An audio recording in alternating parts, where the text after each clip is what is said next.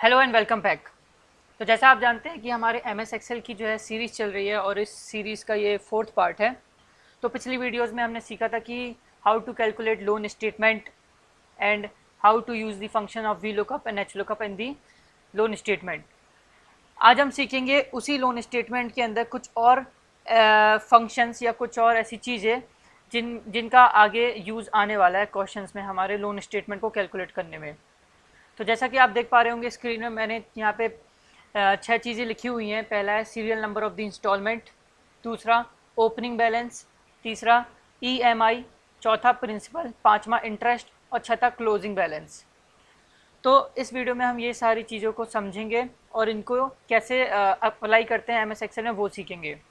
तो सबसे पहले मैं इन सब के बारे में आपको थोड़ा थोड़ा इंट्रो दे देता हूँ और आपको समझा देता हूँ जिससे आपको आगे समझने में इसको आसानी रहे। तो सबसे पहले है serial number of the instalment. तो पहले हमने अपने ऊपर क्वेश्चन में देखा था, यहाँ पे हम पहले निकाल चुके थे कि टोटल नंबर ऑफ इंस्टॉलमेंट हमको 60 देनी है, जो कि कैसे आई थी, duration of loan into periodicity करके। तो यहाँ पे हमें टोटल नंबर ऑफ इंस्टॉलमेंट जो है 60 देनी है। तो यहाँ पे जो है serial number of the instalment है, मतलब 1 2 3 4 करते करते यहाँ पे 60 तक आएगा हमारा। दूसरा है ओपनिंग बैलेंस। ओपनिंग बैलेंस का मतलब है जो हमारा लोन अमाउंट ऊपर लिखा था हमने, यही जो है नीचे आ जाएगा एज अ ओपनिंग बैलेंस के नाम से। ठीक है, इसका मतलब है we borrow this money from bank, मतलब जो पैसा हमने बैंक से उधार में लिया है वो यहाँ आएगा। तीसरा है ईएमआई। ईएमआई का मतलब होता है इक्वेटेड मंथली इंस्टॉलमेंट, जो कि हमें बैंक को देना पड़ेगा। तो इक्वेटेड मंथली इंस्टॉलमेंट जो है, मैं आपको यहाँ पे ऊपर यहाँ समझा चुका हूँ फॉर्मूला लगा के, जो कि equals to P M T करके होता है। ठीक है, वो हम यहाँ पे फिर से देखेंगे। तो जो ई एम आई है उसका फॉर्मूला होता है equals to P M T. फिर उसके बाद हम देखेंगे प्रिंसिपल। प्रिंसिपल अमाउंट जो भी है हमें देना पड़ता है बैंक को, इसका फॉर्मूला होता है equals to P P M T. और ये भी हम जो है अभी सीखेंगे और इसका फुल फॉर्म भी देखेंगे। ठीक है, फिर नेक्स्ट है हमारा इंटरेस्ट। इंटरेस्ट भी जो है हमें देना पड़ता है बैंक को और इसका फॉर्मूला होता है equals to I P M T. ठीक है, इसको भी हम देखेंगे। और लास्ट होता है हमारा क्लोजिंग बैलेंस। तो क्लोजिंग बैलेंस को भी सिंपली तरीके से निकाला जाता है, वो भी हम आपको बताएंगे कैसे करना पड़ेगा। तो सबसे पहले हम अपना स्टार्ट करते हैं serial number of the instalment. तो अभी serial number of the instalment निकालने के मैं आपको 2 मेथड बताता हूँ, फिर आगे और भी मेथड हैं उसको अपन अप्लाई करेंगे, लेकिन पहले जो 2 मेथड है वही मैं आपको समझा देता हूँ। सिंपली पहला तो ऑप्शन ये है हमारे पास कि हम यहाँ पे 1 लिखें, 2 लिखें। ठीक है, और फिर क्या करें, हम इसको जो 1 और 2 है उसको यहाँ पे 1 को सिलेक्ट करके ये जो साइड में एक प्लस का साइन आ रहा है उस पर माउस से क्लिक करें और अपना जो कर्सर है उसको नीचे ड्रैग करते जाएं और जहाँ पे आपको छोड़ना है, जैसे मैं 100 में छोड़ा हूँ उसको छोड़ दें। तो इसमें यहाँ पे एक ड्रॉप डाउन जो होती है वो बन के आ जाता है, उसको सिलेक्ट करके ये कॉपी हो रहा है, बट अगर इसको फिल करेंगे तो ये फिल भी हो जाएगा। तो ये सिंपल मेथड है। ठीक है, यह हर कोई कर सकता है, बट हम इसमें जो है एक और एक्स्ट्रा मेथड देखेंगे जो हमें अगर मान लीजिए ऐसा भी होता है कि कुछ जगह पे ये वाली चीज़ जो होती है वो रेस्ट्रिक्ट करके रखी जाती है, तो इसमें एक और चीज़ हम सीखते हैं। तो सबसे पहले मैं इसको करता हूँ बैक। ठीक है, और फिर मैं आपको एक दूसरा मेथड भी दिखाता हूँ serial number of the instalment लिखने के। जैसा कि हम जानते हैं कि हमने यहाँ पे लिखा पहले 1 और 2, इतना तो हम लिख ही सकते हैं।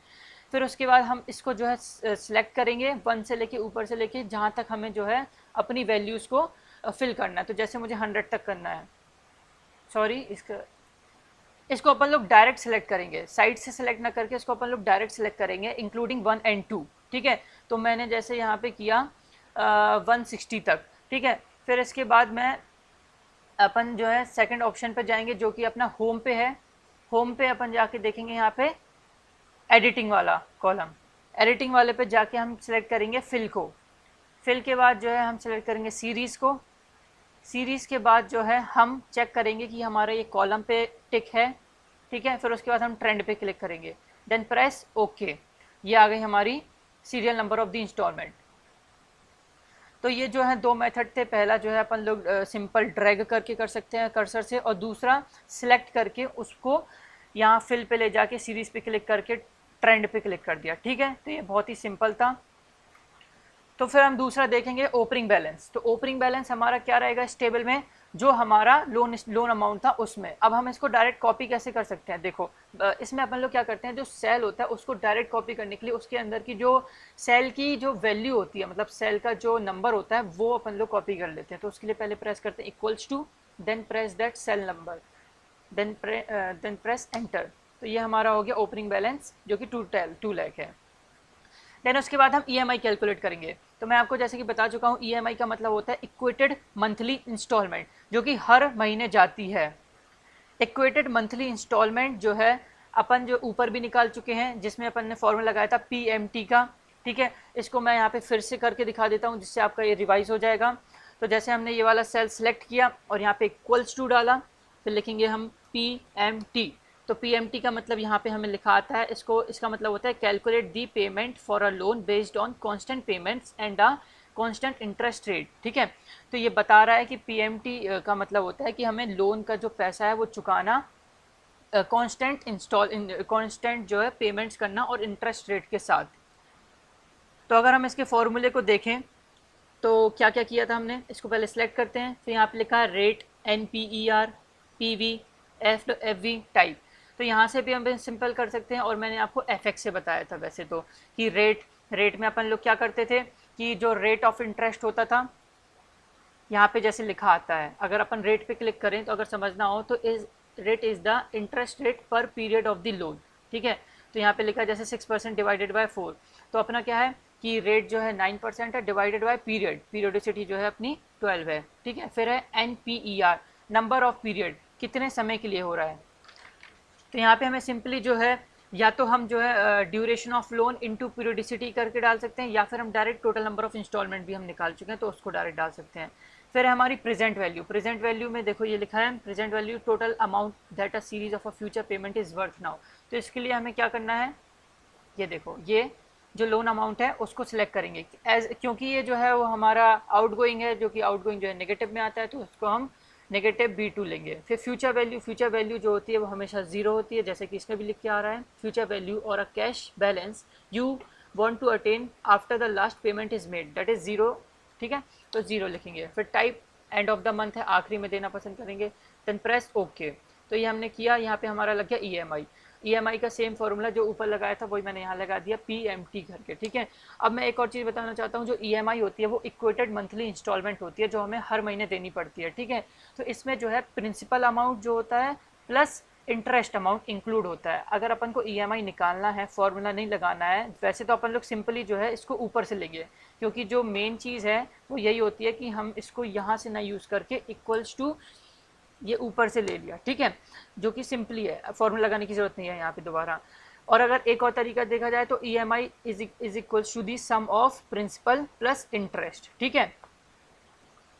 देन हम कैलकुलेट करेंगे प्रिंसिपल जो है वो हमें बैंक को देना पड़ता है, और इसका भी फॉर्मूला होता है इक्वल्स टू PPMT। तो मैं यहाँ पे टाइप करता हूँ इक्वल्स टू PPMT। तो जैसे कि मैंने PPMT टाइप किया, यहाँ पे लिखा आ गया कि PPMT किस लिए यूज़ किया जाता है। तो इसका मतलब होता है to return the payment on the principal for a given investment based on periodic constant payments and a constant interest rate, ठीक है। तो PPMT का मतलब होता है कि पेमेंट को जो है लौटाना, रिटर्न करना, ठीक है, गिवन इन्वेस्टमेंट के बेसिस पे, ठीक है। तो हर बार आप जो है एक प्रिंसिपल अमाउंट जो है बैंक को दोगे, तो ये कैसे कैलकुलेट करेगा, इसको मैं सिंपली जो है अपना ब्रैकेट लगाता हूँ। फिर देखो लिखा है रेट PER पर NPER PV FV टाइप, इसमें जो है 1 2 3 4 5 6 चीज़ें आ गई हैं। तो इसको मैं सिंपली यहाँ से फंक्शन से करके दिखाता हूँ, बहुत अच्छे से समझ में आएगा। देखो यहाँ पे भी 1 2 3 4 5 6 चीज़ें आ रही हैं, तो इसको मैं बताता हूँ कैसे करना है। तो जब भी हर बार रेट आएगा तो रेट में अपन को लिखा है इंटरेस्ट रेट पर पीरियड, ठीक है। तो यहाँ पे इंटरेस्ट रेट है 9 डिवाइडेड बाय 12, ठीक है। फिर अब पर का मतलब है specifies the period and must be in a range 1 2 NPER। अब देखो इसका क्या मतलब हुआ, तो पर का मतलब है for which serial number of the instalment you have to calculate the principal, मतलब किस सीरियल नंबर के लिए, किस नंबर ऑफ इंस्टॉलमेंट के लिए आपको प्रिंसिपल अमाउंट निकालना है। तो अपन को इधर पे जो है इधर पे निकालना है पहली इंस्टॉलमेंट के लिए, तो यहाँ पे सिलेक्ट कर देंगे सीरियल नंबर ऑफ इंस्टॉलमेंट, पहला वाला सेल, ठीक है। अपन यहाँ पे सिंपली 1 भी लिख सकते थे क्योंकि अपन का जो है वो पहला वाला इंस्टॉलमेंट था, और अपन यहाँ पे A15 भी सिलेक्ट कर सकते हैं, ठीक है। देन हम देखेंगे NPER जो कि होता है total number of the payments period in an investment, कि टोटल नंबर ऑफ इंस्टॉलमेंट कितनी है। या तो हम direct duration of loan into periodicity करके भी डाल सकते हैं, या फिर हम डायरेक्ट टोटल नंबर ऑफ का इंस्टॉलमेंट का पी सेल डाल सकते हैं, ठीक है। फिर है PV, present value. Present value मतलब है कि हमने जो कि लोन मतलब बैंक की तरफ से जो लोन जो है दिया जा रहा है वो आउट गोइंग है, तो वो नेगेटिव में आएगा लोन अमाउंट, ठीक है। तो यहाँ पे ये हो गया। देन उसके बाद एफ वी का मतलब होता है फ्यूचर वैल्यू, जो कि हमेशा ज़ीरो होती है, जैसा कि मैंने आपको बताया हर बार आप ज़ीरो ही लिखेंगे उसको, ठीक है। फिर है टाइप का मतलब होता है एंड ऑफ द मंथ में। देन इसको कर दूंगा मैं ओके। तो ये आ गया हमारा प्रिंसिपल अमाउंट, ठीक है। प्रिंसिपल अमाउंट जो है वो काफ़ी सिंपल है, इसमें केवल इक्वल्स टू PPMT लगाना है। देन उसके बाद हमें यहाँ पे अगर मैं दिखाता हूँ आपको कि इसके अंदर जो है फॉर्मूला लगाना है और इसको ब्रैकेट ऑफ कर देंगे तो अपने पास ऐसा कुछ यहाँ पे शो करेगा, ठीक है। तो अब हम देखेंगे how to calculate interest. Interest भी जो है एक जो अमाउंट है जो कि हमें बैंक को देना पड़ता है, तो इसके लिए फॉर्मूला यूज़ होता है IPMT। तो सिंपली मैं यहाँ पे देखो, पहली बात तो ये, जैसे अगर देखा जाए तो EMI जो है वो मैंने जैसे आपको बताया, EMI is the sum of principal and interest. तो EMI का जो टोटल है, इन दोनों का टोटल से EMI निकलेगा, ठीक है। तो अगर अपन सिंपली अगर मैथ्स लगाएं तो इंटरेस्ट क्या होगा, EMI माइनस प्रिंसिपल, ठीक है। तो अगर अपन ऐसा भी करके देखें, इंटरेस्ट में इक्वल्स टू EMI का सेल माइनस प्रिंसिपल का सेल, इसको करेंगे अपन एंटर, ये आ जाएगा ₹1500, ठीक है। ये तो सीखा अपन ने पहली चीज़, बट अपन जो है थोड़ा सा एडवांस लेवल पे जाएंगे और इस चीज़ को जो है अपन लोग एक आगे वाले ऊपर वाले लेवल से समझेंगे कि इसमें फॉर्मूला कैसे लगाते हैं। तो मैंने इसको जो है यहाँ पे इरेज किया, ठीक है। और यहाँ पे हम लगाएंगे फॉर्मूला इंटरेस्ट के लिए IPMT इक्वल्स टू IPMT, ठीक है। देन उसके बाद मैं लगाऊंगा ब्रैकेट। पहले अपन लोग यहाँ पढ़ लेते हैं। IPMT का मतलब है return the interest payment for a given period for an investment based on period constant payments and a constant rate interest. मतलब इंटरेस्ट के पैसा जो है वापस करना बैंक को, सिंपली ये मतलब है।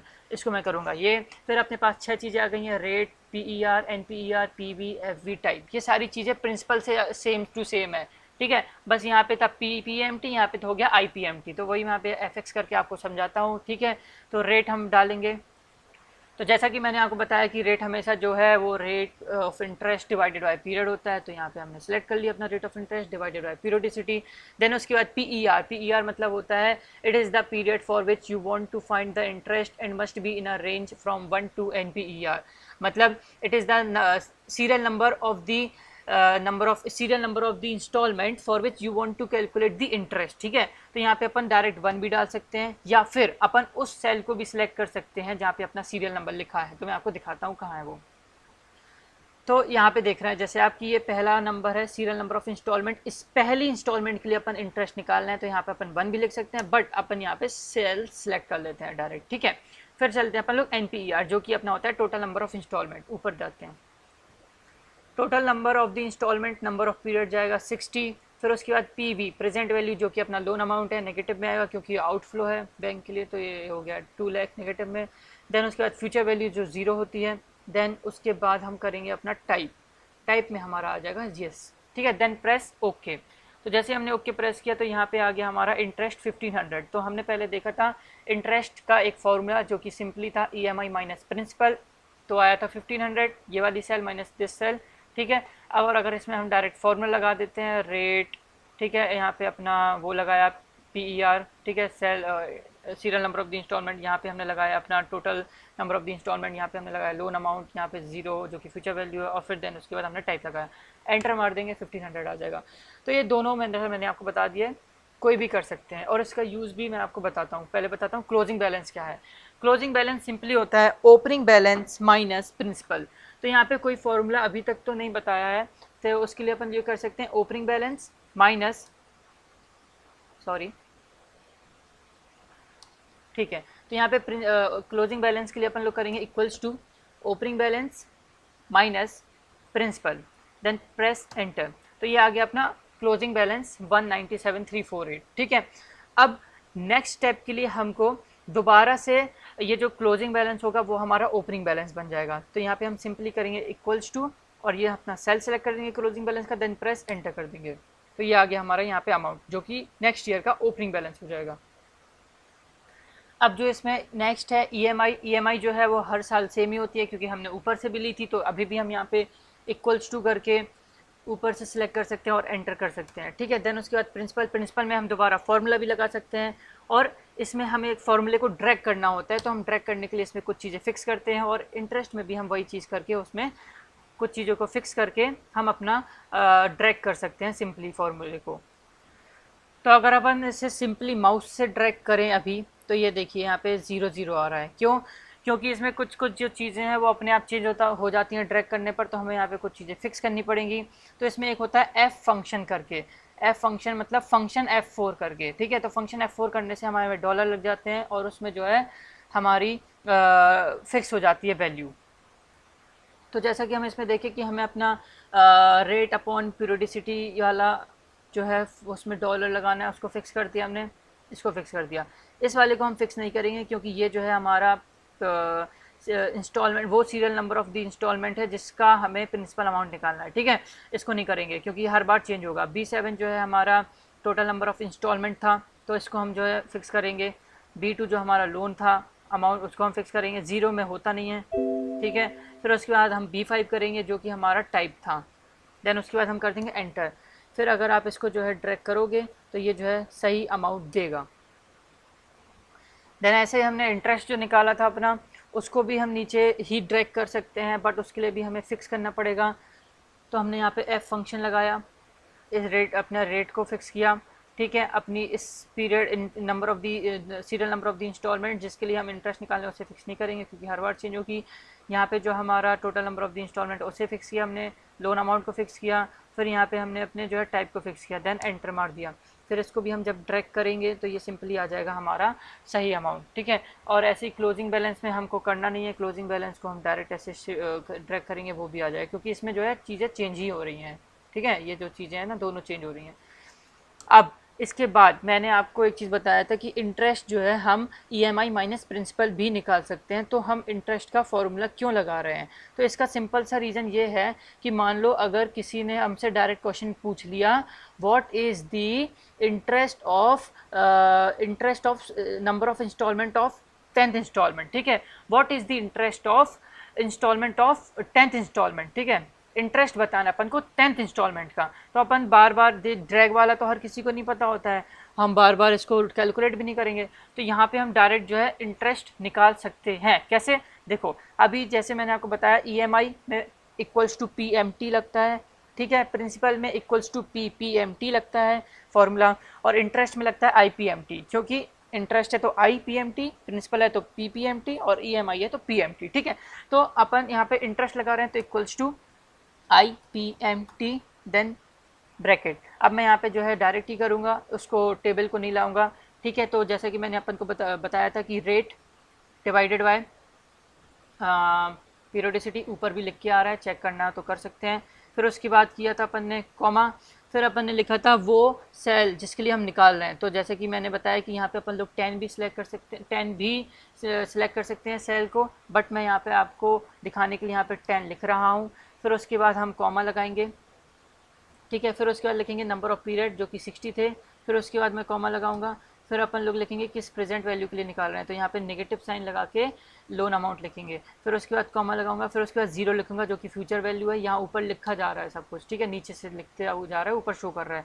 देन उसके बाद कॉमा लिखेंगे, टाइप करेंगे, ठीक है। फिर उसके बाद ब्रैकेट करेंगे ऑफ, देन प्रेस एंटर। ये देखो ये आ गया 1315.55, ठीक है। तो इसमें मैंने यहाँ पे जो है ये जो serial number of the installment 10 है जो कि जिसकी अपन लोग इंटरेस्ट निकाल रहे हैं, उसको अगर यहाँ पे ये सिलेक्ट करूँ तो भी सेम ही आ रहा है, इसीलिए हम इसको फॉर्मूले के थ्रू करते हैं। ऐसे ही प्रिंसिपल है, प्रिंसिपल में अगर मैं लगाऊं कि 10th सेल का प्रिंसिपल निकालना है, ठीक है, 10th number of the installment का प्रिंसिपल अमाउंट निकालना है, तो यहाँ पे मैं करूँगा इक्वल्स टू, अब प्रिंसिपल है तो PPMT देन ये, ठीक है। फिर उसके बाद rate divided by periodicity, then उसके बाद कॉमा, फिर PER जो कि अपन लिखते हैं 10, ठीक है, ऊपर लिख गया है। फिर अपन करेंगे कॉमा, फिर उसके बाद लिखेंगे total number of the installment, then comma, then लिखेंगे लोन अमाउंट नेगेटिव का, ये लोन अमाउंट वाला, फिर लिखेंगे कॉमा, देन उसके बाद अपन लगाएंगे 0 क्योंकि फिक्स फ्यूचर वैल्यू है, देन कॉमा, फिर लिखेंगे अपना type, then close the bracket, press enter. तो ये आ गया हमारा 2836, ठीक है। इसको हमने जैसे मैंने आपको बताया ये है 10 लिखा था, 10 की जगह मैं यहाँ पे चाहूँ तो ये सेल भी सिलेक्ट कर सकता हूँ, देन प्रेस एंटर कर दूंगा तो सेम आंसर आएगा।